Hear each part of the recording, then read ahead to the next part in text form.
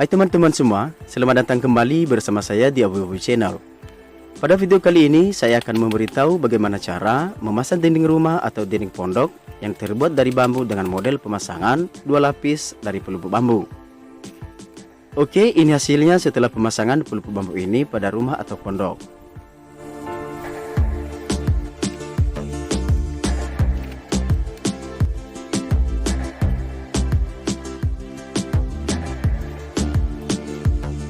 Nah, langsung saja kita pasang pelupuk bambunya dengan model 2 lapis.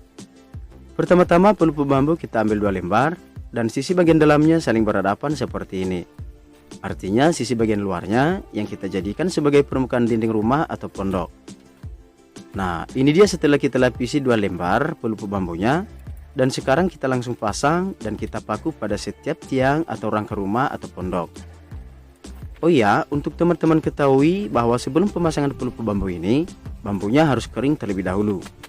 Kemudian alat dan bahan lain yang kita gunakan seperti kayu bulat tipis atau kayu lis plafon, paku berukuran 4-5 cm, meter pengukur, martil, dan gergaji.